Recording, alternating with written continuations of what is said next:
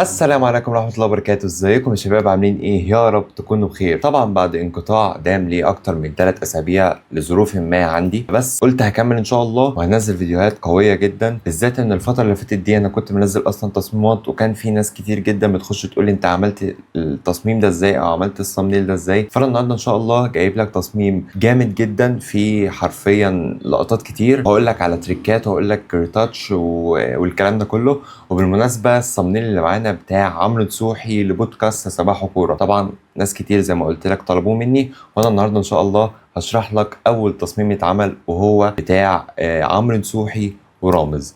فقبل ما نكمل الفيديو ان شاء الله عايزك تتاكد انك عامل سبسكرايب للقناه ومفعل زر الجرس، وقبل كل ده تصلي على النبي محمد. يلا بينا نبدا عشان ما اطولش عليك. وده صديقي التصميم اللي معانا كان تحت عنوان سقوط ليفربول وتصدر ارسنال، وعايز اقول لك ان الصامبنيل دي ما شاء الله جابت في خلال 11 يوم 309 ألف مشاهدة. حرفيا الصامنيل، عايز اقول لك ان الصامنيلز مهمة جدا جدا جدا فوق ما انت تتخيل. ان الفيديو بتاعك يوصل لمشاهدات ويجيب فيوز عالية قوي على اليوتيوب او الانستجرام او اي موقع من مواقع التواصل الاجتماعي، اذا كان تيك توك او انستجرام او يوتيوب شورتس وهكذا. فان شاء الله النهارده هقول لك ازاي اصلا جبت الفكره دي، وازاي عملت الكاركتر بتاعت ارسنال، وازاي ليفربول، وجبت اللوجوهات دي كان ايه لازمتها، وعملت التكست افكت ده ازاي. طيب اول حاجه يا سيدي، عندنا هنا احنا بنيجي من قائمه فايل، نيو، نفتح المقاس بتاع الثامنيل بتاعنا اللي احنا متعودين عليه، نتاكد ان هو بيكسل و1920 في 1080 وريزوليوشن 300 وبيكسلز اند انش. وبعد كده بنتك ونتاكد طبعا انها ار جي بي مش سي ام واي كي، وطبعا قلنا الفرق ما بينهم في الفيديوهات اللي فاتت كتير جدا. وبعد كده هنعمل كرييت. طيب تعالى كده اول حاجه نجيب الباك جراوند بتاعتنا كده.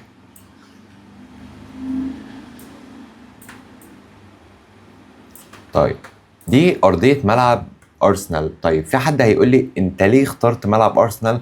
هقول لك لأن أنا أصلا لما جيت عملت الديزاين بتاعي كان السلوجان كان سقوط ليفربول وتصدر أرسنال، فأنا عايز أبرز حتة أرسنال إن هو كان متصدر، أو يعني زي ما بيقولوا كده أديله حيز كبير قوي في التصميم بتاعي. فكل اللي أنا عملته إن أنا هنا جيت لي شات جي بي تي أهو،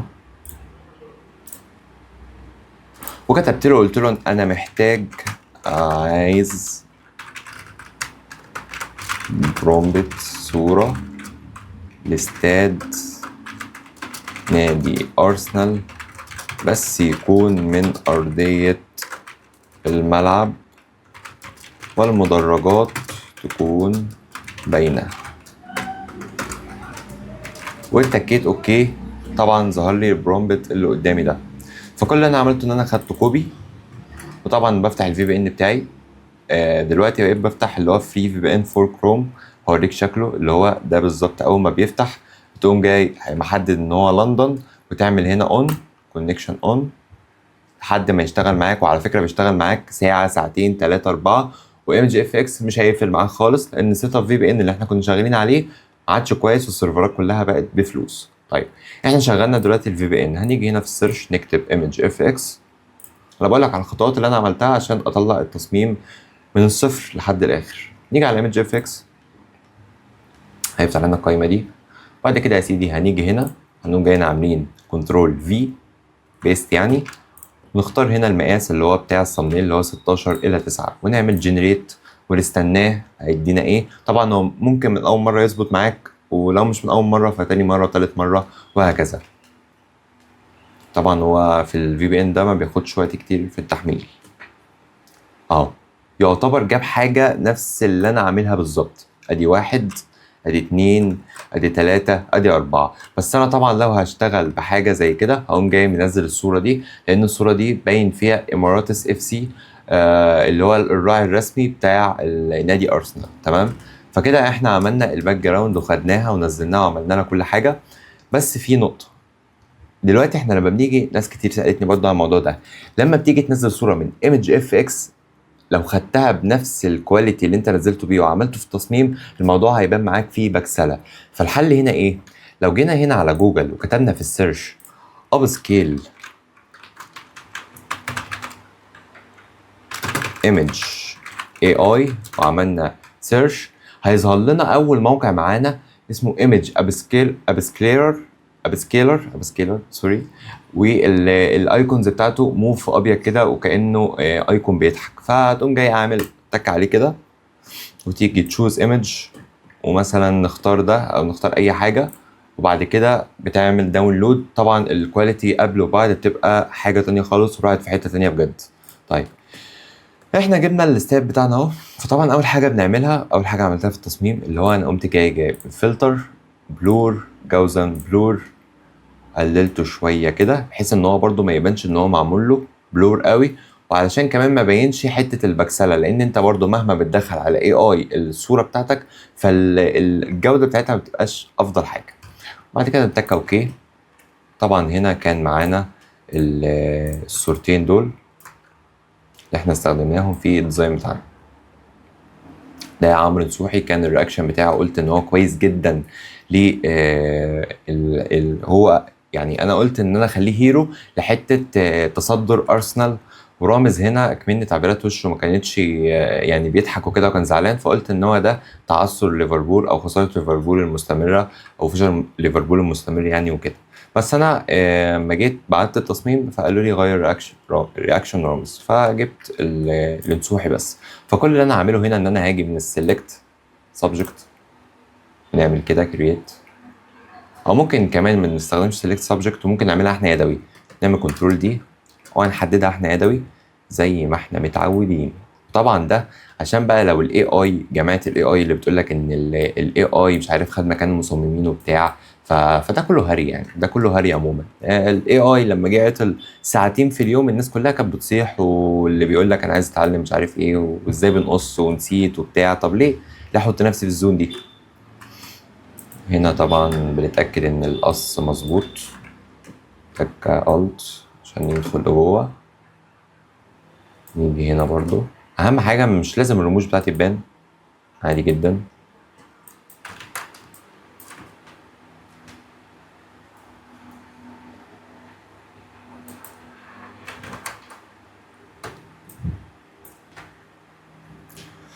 واحدة واحدة في حتة القص، عشان اصلا الباك جراوند فيها الوان كتير فيعني ايه هتغلبنا شوية، بس الى حد ما دلوقتي الصورة اتقصت تمام. طيب هنيجي نعمل ماسك، وبعد كده نعمل convert to smart object.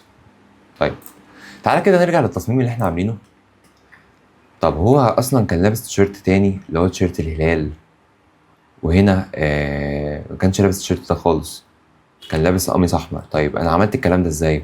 هقول لك يا سيدي. بص، نفس اللي بعمله كل مره، دخلت الشات جي بي تي، ده طبعا ده حبيبي، ده حبيبي، بقول له ايه، انا عايز نفس الصيغه اللي انا بعملها لكل حاجه، بس انت طريقه تنقيتك للكلام بتفرق.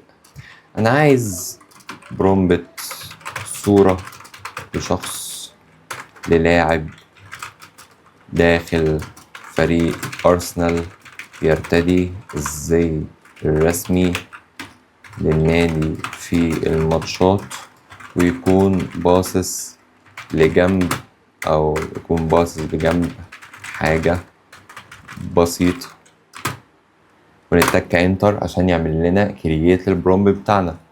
بعد كده هنيجي نعمل كنترول سي ونيجي على ايمج اف اكس نعمل كنترول في ونعمل جنريت. طبعا انا هنا بقول لك انا عملت ايه بالظبط، فمش شرط ان انا اطلع نفس الحاجه اللي انا عملتها، انا كده كده هشتغل بالملحقات اللي كانت معايا، بس انا بقول لك الدنيا بتبقى ماشيه ازاي. طبعا هنا في مشكله في الفي بي ان، نوصل الفي بي ان تاني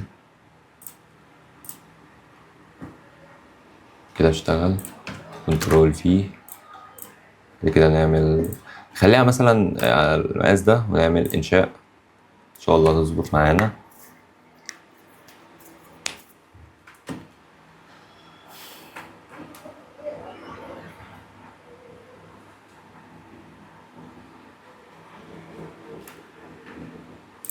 طيب هو عموما في مشكله في ايمج اف اكس، بس انا قلت لك الموضوع يعني بنعمله ازاي عشان بس ايه ما نضيعش وقت كتير في ان احنا نحل المشكله.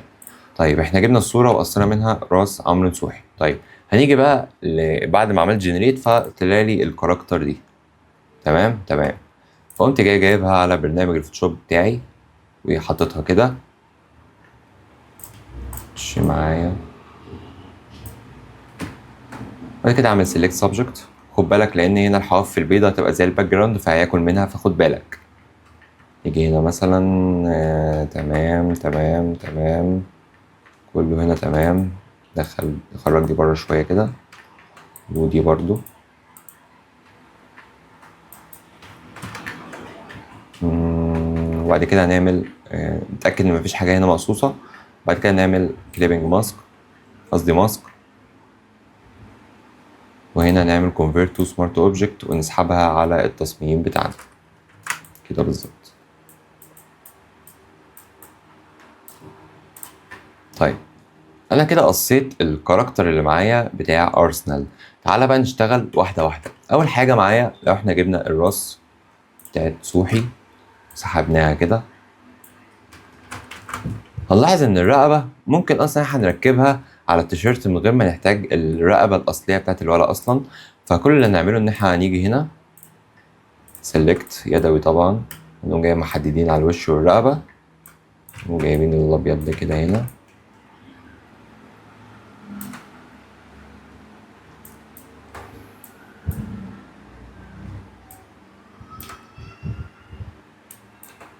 بعد كده نعمل ماسك كنترول اي، ونيجي بقى بالبراش السودا نتأكد ان احنا شايلين الزيادات مكان القص كده بالظبط. لذيذ. ممكن مثلا نقوم جايين عاملين من هنا كده دبليكيت لللاير دي عشان نخلي الرقبة تحتها وتكون واقعية، ميكونش أي كلام يعني. فيا كوبي، لأ تعالى استنى، نعمل هنا convert to smart object الأول، وبعد كده هعمل layer فيا كوبي. أو بلاش هنا في قص زيادة محتاجين نعمله، سهل خالص. هنقوم جايين بالبرش وماشيين كده، ما تقلقش الحواف دي احنا هنعالجها لا تقلق. نيجي يا باشا بالراس هنا ننزل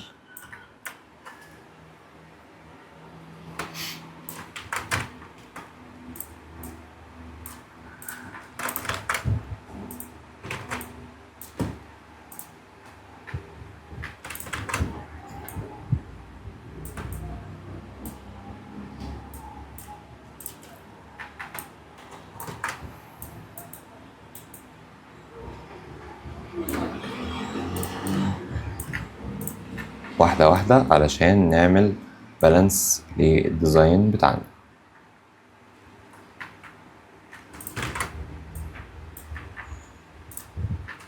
طيب احنا ممكن بدل كل ده عشان ما نتلخبطش نجيب الراس معانا تاني،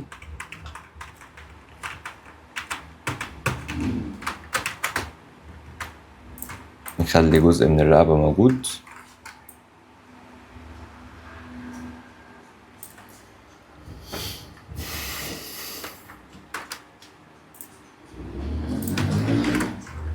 نجيب البرش زي ما اتفقنا نمسح كل الزيادات، نجيب عمرو ونحطه كده بحيث ان الكيرف يبقى مع الكيرف كده يبقى لذيذ. طبعا الاوباستي هنقلله عشان نشوف الحواف بتاعت التيشيرت بتاعتنا. فهنيجي هنا نعمل ماسك ونمشي يا باشا هنا نتأكد ان احنا عاملين على الماسك الاسود عشان يمسح، نمشي واحدة واحدة كده بالظبط على مهلك خالص عشان التفاصيل تطلع معاك مظبوطة كده كده كده كده بالظبط. هنا مثلا ممكن ناخد الحتة دي مش عايزينها، والزيادات دي برضو مش هنحتاجها قوي، بس هقولك تشيلها ازاي. دي نشيلها كده مش محتاجينها خالص، مش باينة اصلا. بعد كده نعلي الاوباستي بتاعنا ونشوف ايه الغلطات اللي موجودة. شايف ان هنا احنا دخلنا شوية، ممكن نطلع ونرجع تاني. نمسح الحتة دي، هنا نفس الكلام، نرجع وجايين عاملين كده بحيث ان ده يبقى يبان ان هو شادو واقعي.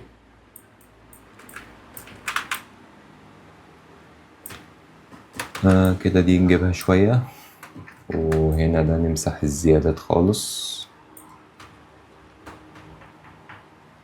تمام تمام.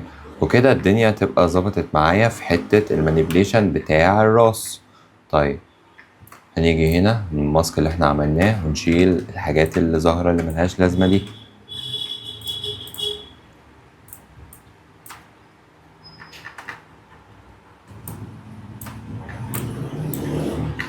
طيب اوكي، هنيجي هنا على الماسك بتاع الجسم بتاعنا وهنمشي على الحواف بتاعتنا واحدة واحدة، بحيث ان احنا نشيل كل الزيادات اللي هي الزيادات البيضة اللي ملهاش لازمة. كده بالظبط، نمشي كده كده.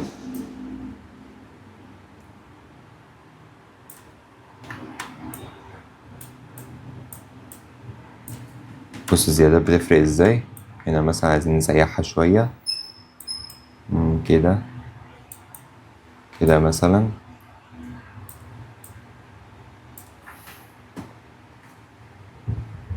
لحد الآن كده لذيذ في المنطقة دي. هنا ممكن نشيل هنا شوية،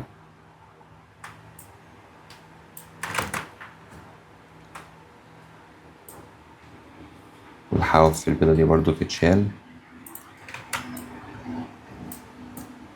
طيب بعد ما عملنا كل ده بقى هنجيب الكاركتر دي ودي ونعمل كنترول جي ونعمل كنترول اي. وهتقولي انت ليه عملت كده؟ هقول لك عشان لو في تعديل او حاجة اعرف ارجع لللاير اللي انا كنت عاملها والحاجة اللي انا كنت عاملها. فطبعا هنا هنقول هنسميه هنا بديل كاركتر مسؤول. نعمل هنا اخفاء ونشتغل بقى على اللاير بتاعتنا دي. طيب انا لحد الان كده ظبطت الكاركتر بتاعت نصوحي. طب عايزين بقى نظبط كاركتر بتاعت رامز. نفس الحوار برضو، دخلت الشات جي بي تي وقلت له انا محتاج اعمل كاركتر للاعب لابس الزي الرسمي لنادي ليفربول ويكون لابس تيشيرت يعني الاحمر وكده. قمت جاي ساحبها برضو عندي كده بالظبط، واعمل ماسك سيلكت سبجكت على طول، وبشوف بقى بعد ما يعمل سيلكت سبجكت ويحدد اشوف ايه دخل في حاجات في التيشيرت ولا لا عشان خاطر اظبطها. يعني هنا مثلا اقوم جاي مطلعها بره كده كده كده مثلا. هنا تمام، هنا برضو كده كده لحد الان اوكي. كده اوكي. هنعمل هنا ماسك، بعد كده نعمل كونفرت تو سمارت اوبجكت ونسحبه على التصميم بتاعنا ونحطه مثلا كده. عايزين نبعد نسوح شويه. تمام. نيجي طبعا هنا بالماسك زي ما عرفتك هنعمل سيلكشن كده بالظبط. وبرضه انا هسيب الرقبه مش هشيلها على فكره عشان ما تصعبش عليا الموضوع. تمام تمام. بعد كده هنعمل ماسك كنترول اي ونجيب البراش السودا ونمشي على الزيادات اللي معانا دي.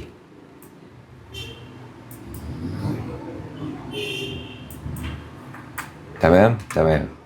تعالى بقى نجيب رياكشن رامز عشان نحطه في الديزاين بتاعنا. نعمل هنا سيلكت.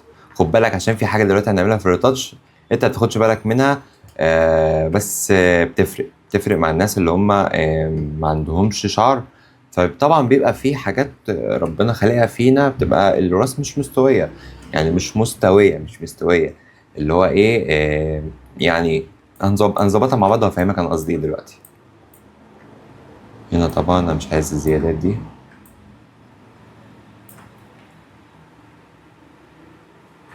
كل الزيادات دي ملهاش لازمة.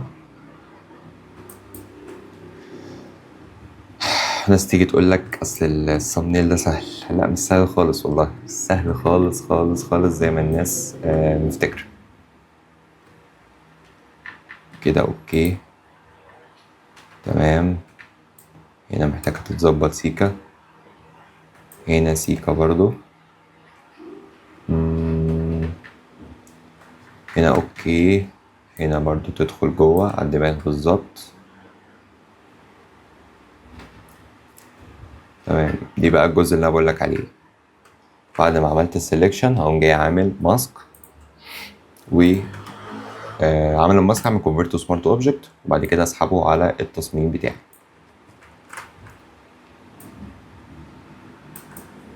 بص كده يا باشا، نقوم جايين ظابطينه على الدماغ بتاعنا والرقبة بتاعتنا كده.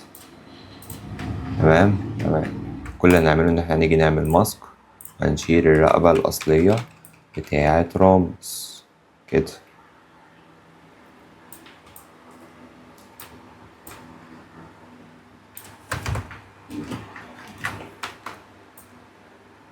هنشيلها خالص عشان ما تعملش معانا مشاكل، ونقدر ان احنا ندمج الالوان والسكين تون مع بعض بحيث ان هو ما يبانش ان هو مترك.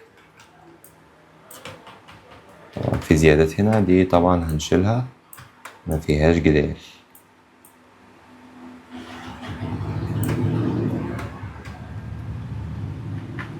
ممكن ننزل الدماغ شوية عشان تبقى واقعية زي الحقيقة، ممكن نميلها سيكا. نيجي بقى يا باشا على الزيادات اللي معانا ونمشي بقى واحدة واحدة كده عشان نظبط كل حاجة. طبعا هنا عند الودن في بياض، هنشيله كده. انا احسن حاجه فيها ان انا بشرح بالتفصيل، يعني ما بسرعش حاجه، لا بشرح بالتفصيل عشان اللي لسه بادئ برضه يتعلم، مفيش مشكله. مش شرط انك تروح تتعلم ادوات وبتاع ومش عارف ايه، لا، اتعلم الهيكل عموما، وظبط انت الدنيا بقى مع نفسك بعد كده. هي بس محتاجه دماغ كويسه وتطبيق كتير بس مش اكتر. هنا مثلا هنشيل ده خالص.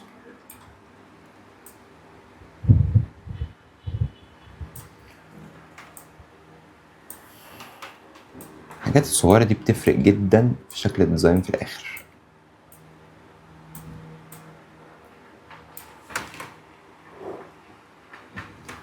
لحد الآن لذيذ،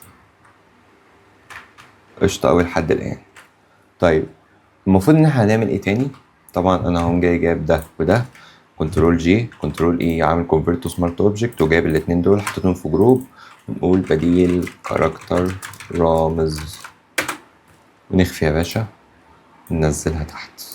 طيب كده أنا دمجت هنا ودمجت هنا. طيب المفروض إن احنا هنعمل إيه تاني؟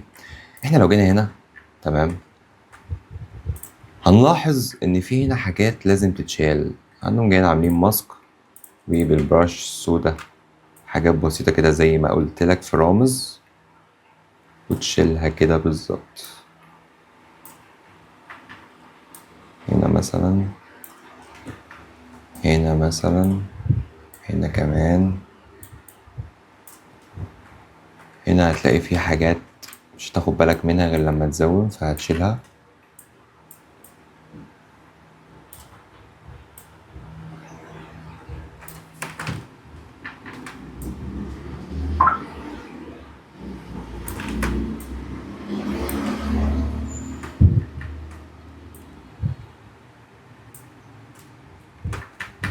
هنا نفس الكلام، نشيل الزيادات دي من القص غصب عننا عشان الباك جراوند مش افضل حاجة.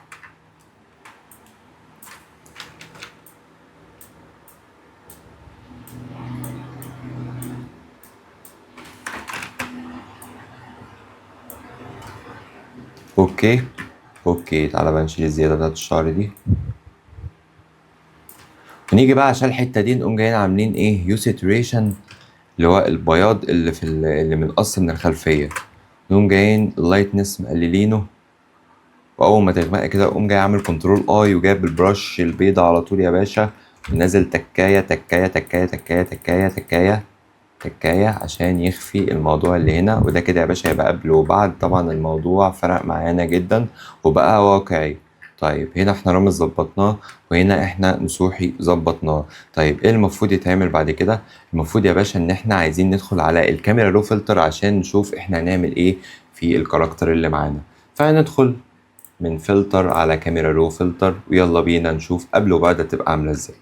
طبعا هنقسمها هنا للاتنين، تمام.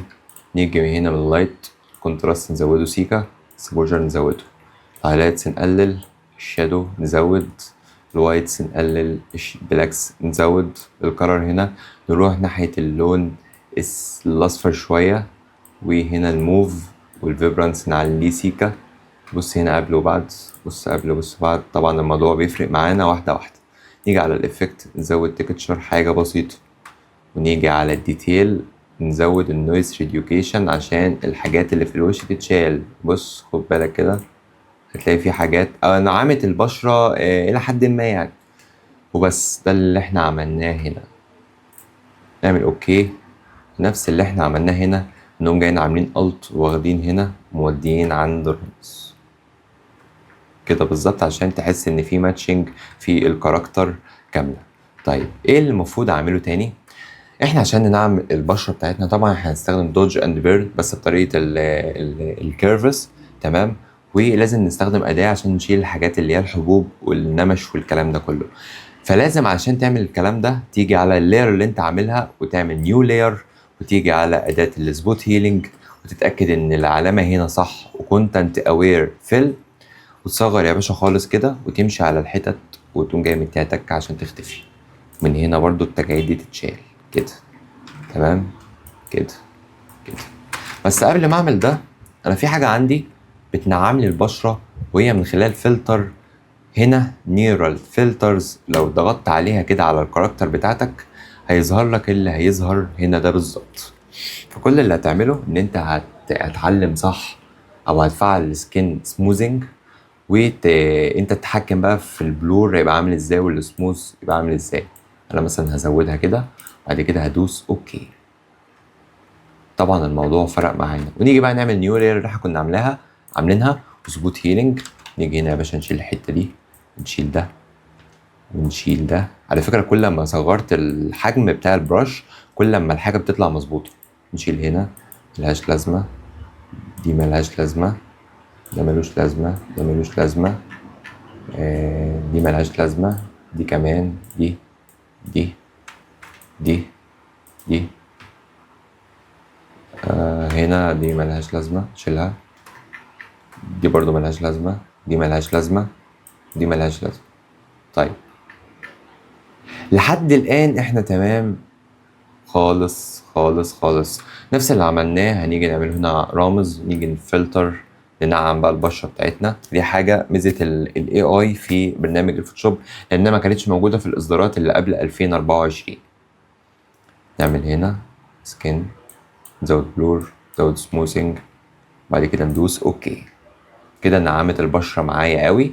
فكل اللي اعمله ان انا هاجي اعمل نيو لاير كنترول الت جي علشان يعمل كليبنج ماسك، ونيجي من سبوت هيلينج نشيل ده ملهاش لازمة، وهنا ملوش لازمة، وهنا ملوش لازمة برضو، وهنا وهنا ده وده، وبس لحد كده.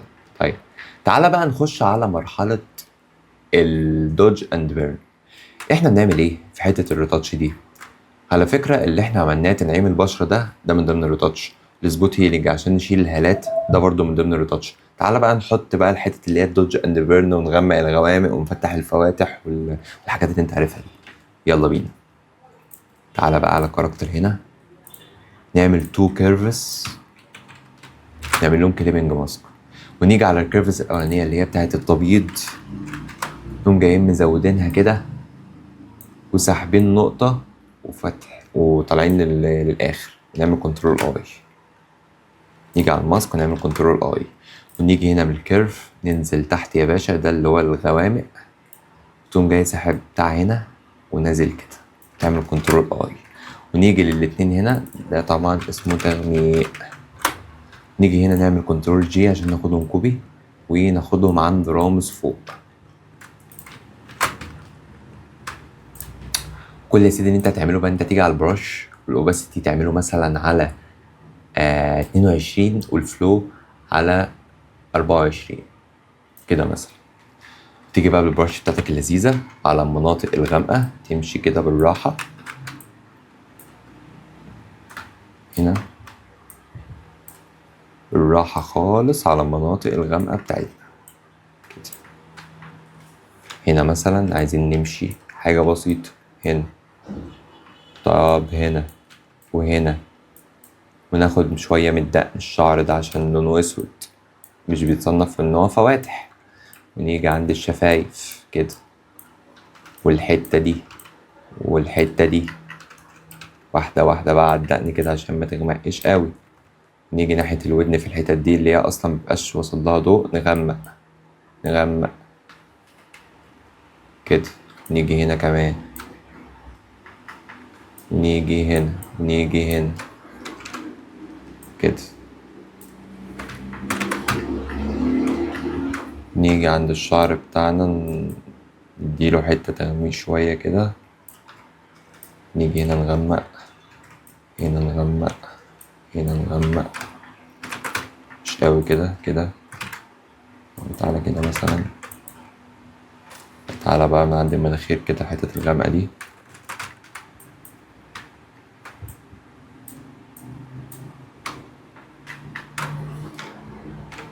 تعالى بقى عند التيشيرت كده في الحتة الغامقة. امشي يا باشا واحدة واحدة. بص قبل بص بعد، طبعا الموضوع فرق جدا.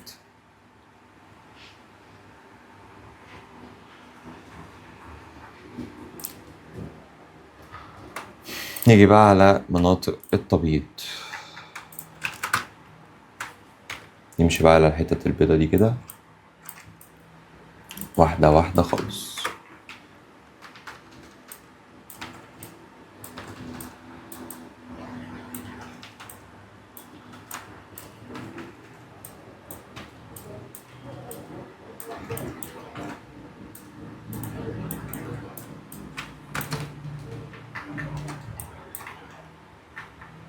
بص بقى قبل وبعد، موضوع فرق جدا فوق ما انت تتخيل. ممكن بقى الاتنين نقللهم شوية لحد مثلا 65 وكده يا باشا، قبل وكده بعد. تعالى بقى عند أستاذ رامز، هنيجي عند مناطق التغميق ونقوم جايين مغمقين كده كده كده، تمام، وكده. نيجي هنا نغمق سيك، نغمق سيك من عند هنا الرموش. يلا بينا.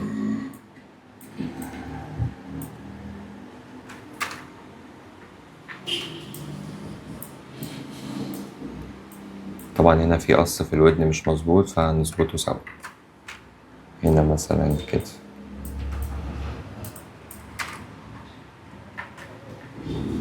تمام. نيجي من هنا من التبييض نقوم جاي مفتحين الحتة دي، وهنا كمان، وجايين هنا هنا، ماشيين واحدة واحدة خالص عشان نوصل لحاجة كويسة في الآخر.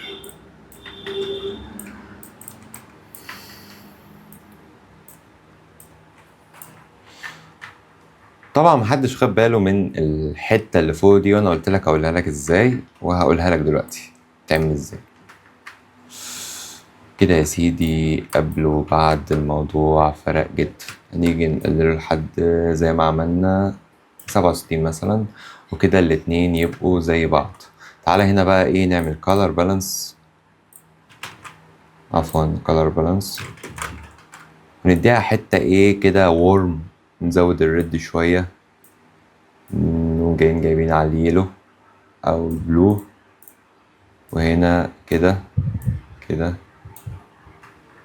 طبعا الموضوع فرق جدا.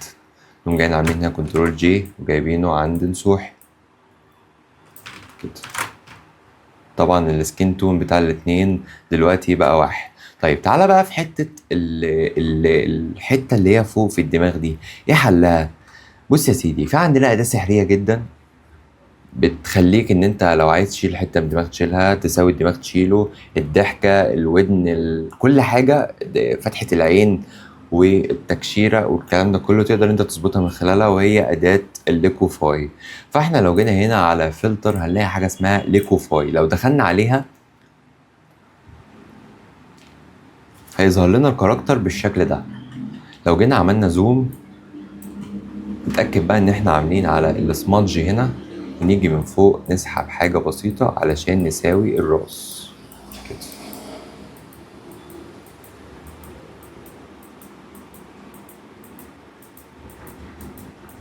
إلى لحد ما معايا بتتساوى.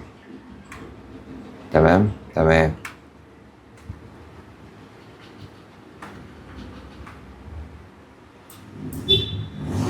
بص قبل، بص بعد، قبل بعد طبعا الموضوع فرق معانا جدا.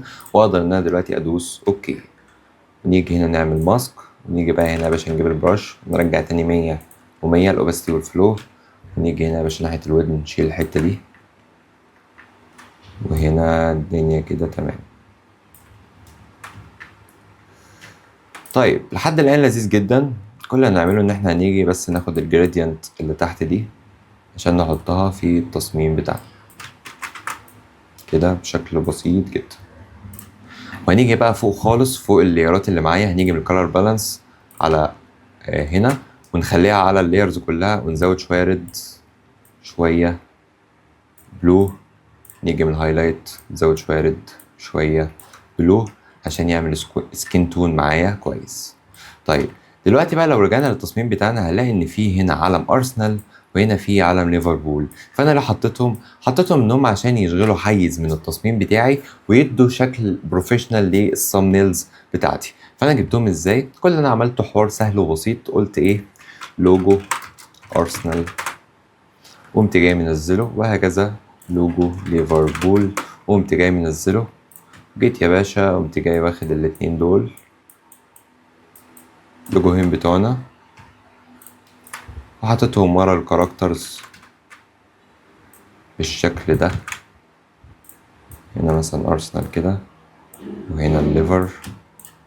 قمت جاي رامي شوية لايت عاملها سكرين باللون الاحمر عشان يبقى ماتشنج، لان الفرقتين اصلا بيلبسوا احمر.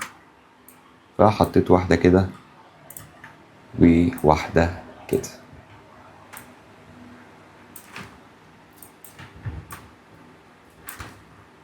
طيب كل الفكرة بقى ان انا لما جيت حملت التكست افكت دخلت هنا على فري بيك، تمام، زي ما بنعمل كل مرة، وكتبت تكست ستايل فوتبول. حددت انه يبقى فيكتورز عشان يشتغل على الالستريتور. تعالى نرجع خطوة كده. بالمناسبة انا الكور اللي انا كنت حاططها هنا دي انا كنت جايبها من التمبلت بتاع التكست افكت ده، نزلته وخدت الكور دي من خلال الفيكتورز. دخلت هنا عملت فيكتورز، وجيت هنا عملت بريميوم مش فري. ظهر لي طبعا التكست افكتات دي كلها، وانا من خلال ما دورت كتير فانا اخترت المناسب. وبعد ما دخلت وجبت الجملة دي، فانا قلت ان انا اعمل سقوط ليفربول. اللون بتاع ليفربول في الاحمر بيبقى فاتح شوية، والارسنال بيبقى اللون النبيتي. و ظبطتهم وعملتهم يعني. وقلت برضو ان انا اعمل تباين من حيث الشكل اللي هيبقى وراهم، اللي هو اللون الاحمر واللون النبيتي. قمت جاي اسحبهم على التصميم كده وحاططهم في النص ومصغر سيكا، وواخد كنترول جي كوبي من اللايت ده وحط عليهم كده. وفي حاجة بقى لو احنا رجعنا للتصميم بتاعنا هنلاقي فيها حاجة اسمها جرانج تيكتشر، اللي هو ده، اللي هو على الحروف ده. فانا لو عايز اجيبه اعمله ازاي؟ فهتدخل على فري بيك برضو، تتكة تكتب جرانج تيكتشر وتعمل بي اس دي، وهتلاقي يظهر لك حاجات كتير جدا. طبعا انا عشان كنت منزل فانا هاخدها على طول من عندي. كنت جاي اعمل التلاتة دول مع بعض، كنترول اي كونفيرت تو سمارت اوبجكت، وسحبها على التصميم بتاعي. خليتها فوق الليارات كلها، عملتها على قد التصميم، جيت عملته سكرين. وبعد كده عملت ماسك، جبت البرش السودا كبرتها وشلتها من على الكاركترز اللي معايا خالص، بحيث ان دي تبقى النتيجة الاخيرة اللي احنا وصلنا بيها. طيب بعد ما خلصنا التصميم بتاعنا المفروض ان احنا نعمل ايه؟ عملنا دوج اند بيرن، استخدمنا اداة السبوت هيلينج، عدلنا الدماغ هنا بتاعة رامز، كان في حاجة فوق فعملناها. وازاي عملنا التكست افكت، التكست ستايل اللي معانا ده، وجبنا اللوجوهات ازاي، وعملنا التيشيرتات ازاي، واستخدمنا ايمج افكس ازاي، والكلام ده كله. فالخطوه الاخيره اللي احنا بنعملها دايما كنترول الت شيفت اي، وبعد كده كونفيرت تو سمارت اوبجكت، وبدخل على كاميرا رو فلتر، وابدا بقى ان انا العب في الالوان بتاعتي. هنيجي على اللايت، نزود كونتراست، نزود اكسبوجر، نقلل الهايلايت، نزود الشادو، نقلل الوايتس، نزود البلاكس. الكالرز هنا نلعب على الازرق سيكا مع اللون الموف مع الفيبرانس. ونيجي هنا الافكت، نزود تكتشر، نزود كلاريتي. الديهاز هنا نقلله سيكا. الفيجنيت نقوم جايين عاملينه كده، بس زود الديهاز عشان الالوان كده بالظبط. تمام. ونيجي من الكولر جريدنج نسحب الشادو هنا كده شوية كده يا سيدي. يبقى الديزاين بتاعي قبل وبعد. طبعا الموضوع فرق جدا. طيب، ده كان الدرس بتاعنا النهاردة. أتمنى إنك تكون استفدت وعرفت كل حاجة أنا قلتها في الفيديو ده. وحرفيا أنا الفيديو ده حرفيا يعني أنا قايل لك فيه حاجات كتير جدا تقدر أنت تمشي عليها، رولز تمشي عليها على جميع التصميمات بتاعتك. قلت لك ازاي تعمل ريتاتش، ازاي تعمل تنعيم، ازاي تستخدم كاميرا رو فلتر، ازاي تستخدم ايمج اف اكس، ازاي تعمل الكلام ده كله وتوظف وتعمل مانيبيليشن ما بين الراس وما بين الجسم. فأتمنى تكون استفدت وتتابعني ان شاء الله في الفيديوهات الجايه، لان الفيديوهات الجايه ان شاء الله هتبقى الليفل بتاعها عالي جدا. وشكرا على دعمكم وسؤالكم الفتره اللي فاتت. وان شاء الله مع بعض هنكسر الدنيا. سلام.